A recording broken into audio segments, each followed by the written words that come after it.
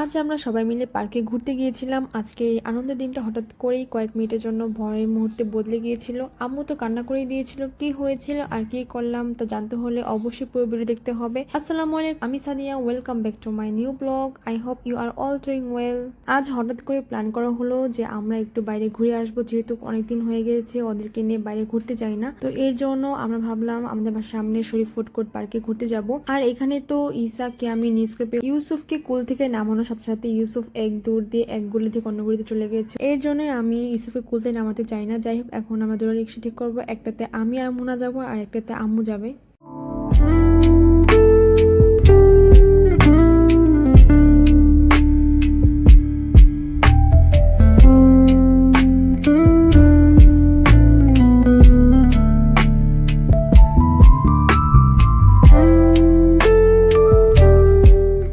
আমরা শরীফ ফুড কোর্টে পৌঁছে গেছি।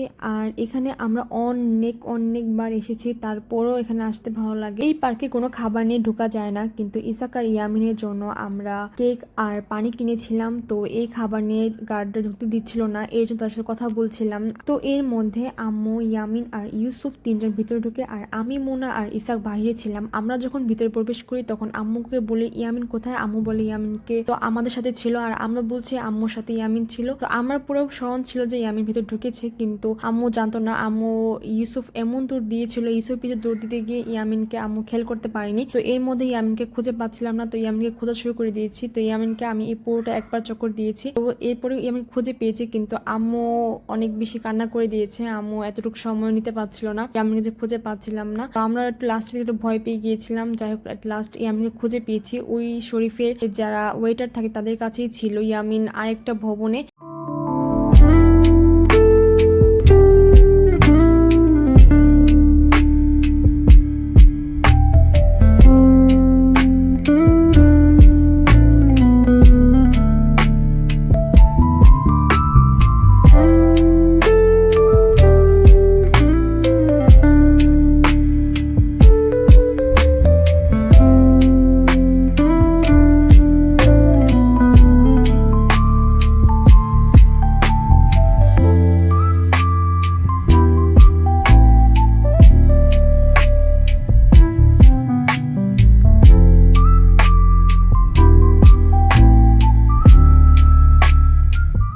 এখন মাগরিবের নামাজের ওয়াক্ত হয়ে গেছে, তো আমরা এখন নামাজ পড়তে যাব।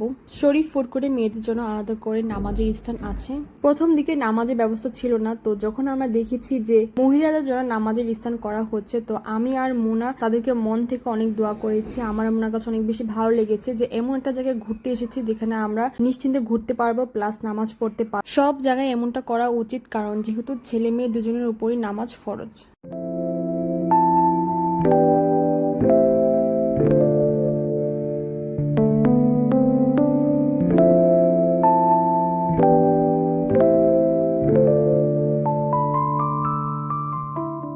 এইখানে মেয়েদের নামাজের স্থান এতটা বড় যে বাচ্চারাও দৌড়াদৌড়ি করতে পারছে, খেলাধুলা করতে পারছে। আর আমরা এখানে আসলে নামাজ পড়ি, সাথে ওদেরকে কিছু খাওয়া দাওয়াও করাই। এখানে অনেকেই বাচ্চাদের নিয়ে আসে, তো এই জন্য তারা নামাজও পড়তে পারে, নিশ্চিন্তে বাচ্চাদেরকে রাখতে পারে। নামাজ পড়ে বের হওয়ার পরে ওরা একটু রাইড উঠতে যাচ্ছিল, তাই ওদেরকে একটু রাইড উঠালাম। তো আজকে একটা মাত্র রাইডে উঠেছি, এর থেকে বেশি উঠতে পারিনি, কারণ টাইম শেষ হয়ে গেছে। আমরা কির জন্য অনেকটা টাইম কাটিয়েছি, এর জন্য হাতে বেশি সময় ছিল না।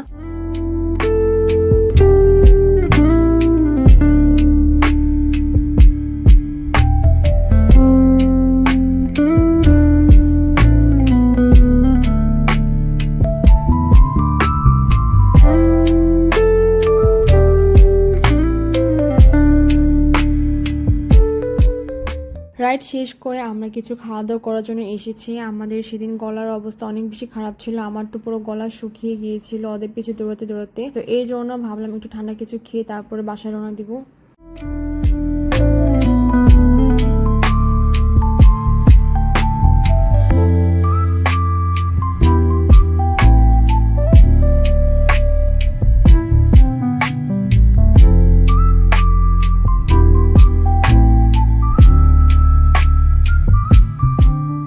খাওয়া শেষ করে আমরা বের হয়ে যাই। তো আজকে এই পর্যন্তই। আসসালামু আলাইকুম, টাটা।